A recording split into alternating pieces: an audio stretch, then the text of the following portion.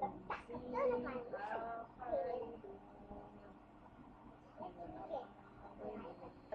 علیکم ورحمۃ اللہ وبرکاتہ۔ بسم اللہ الرحمن الرحیم۔ عورتوں کے لیے گھر کے اندر سطر کے احکام۔ عورتوں کے لیے سطر کی حدود اس سے زیادہ وسیع رکھی گئی اور عورتوں کے لیے لازم قرار دیا گیا کہ وہ اپنے چہرے اور ہاتھوں کے سوا تمام جسم کو تمام لوگوں سے چھپائیں۔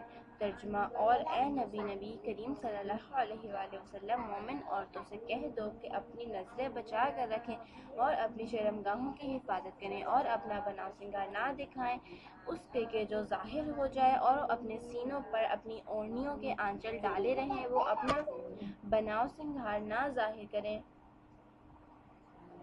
مگر ان لوگوں کے سامنے شوہر، باپ، شوہروں کے باپ، اپنے بیٹے، شوہروں کے بیٹے، بھائی، بھائیوں کے بیٹے، بہنوں کے بیٹی، اپنی میل جول کی عورتیں، اپنے مملوک، وہ زیر دست مرد جو کسی اور قسم کی غرض نہ رکھتے ہوں، اور وہ اپنے بچے جو عورتوں کی پوشیدہ باتوں سے ابھی واقف نہ ہوئے ہوں، وہ اپنے پاؤں زمین پر مارتی ہوئی نہ چلا کریں کہ جو اپنی زینت انہوں نے چھپا رکھی ہو، اس کا لوگوں کو علم ہو جائے۔ اے مومنو، تم سب مل کر اللہ سے توبہ کرو، توقع ہے کہ فلاح پاؤ گے۔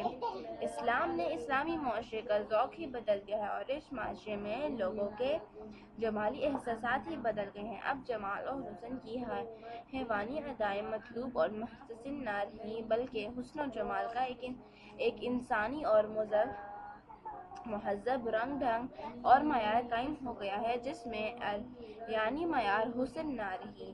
جہاں تک عریانی کا تعلق ہے، یہ حسن و جمال کا حیوانی معیار ہے۔ انسان اس کی طرف تب مائل ہو جاتا ہے جب اس کے احساسات حیوانی میں بن جائیں۔ اگرچہ عریانی جمال حسن کی ہی اعلیٰ درجے کا حسن پیش کرتا ہے، سنجیدگی اور وقار کا جمال وہی تو پاکیزہ جمال اور اسلام نے پیش کیا ہے۔ آج بھی اسلام یہ سچی مومن عورتوں کی تربیت اسی انداز سے کرتا ہے۔ اگرچہ آج کا ماحول بہت ہی بدل گیا ہے، عمومی طور پر لوگوں کا ذوق گر گیا ہے۔ آج کے جمالیات مظاہر میں عریانی اور حیوانی رنگ ڈھنگ اپنے عروج پر ہے، لیکن ہماری مومن عورتیں آج بھی اپنے مقامات کشش اور مقامات فتنہ کو چھپاتی ہیں۔ وہ جہاد ایسے ماحول میں کر رہی ہیں جہاں عریانی ہی عریانی ہے۔ حیا اور پردہ اسلامی فرض اور ایک معتدل اسلامی سوسائٹی کے لیے بے حیائی سے بچاؤ کی واحد تدبیر ہے، لیکن جہاں فتنے اور فحاشی ہو اور بے رحروی کا ڈر نہ ہو، وہاں اسلام کشف و ظہور زینت کی ممانعت نہیں کرتا۔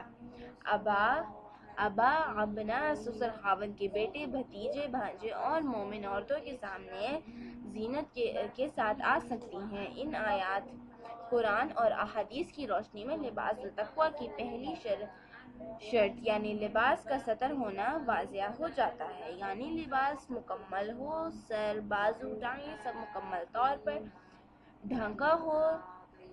تقویٰ کے لباس میں اور پیارے اللہ کے حکام میں عورتوں کے لیے نصف، ہاف سلیوز، ٹخنوں، پنڈلیوں، گردن اور سر ننگا رکھنے کی کوئی گنجائش نہیں۔ لباس اتنا پتلا نہ ہو کہ اس میں سے جسم جھلکے۔ آج کے لیے اتنا ہی، شکریہ۔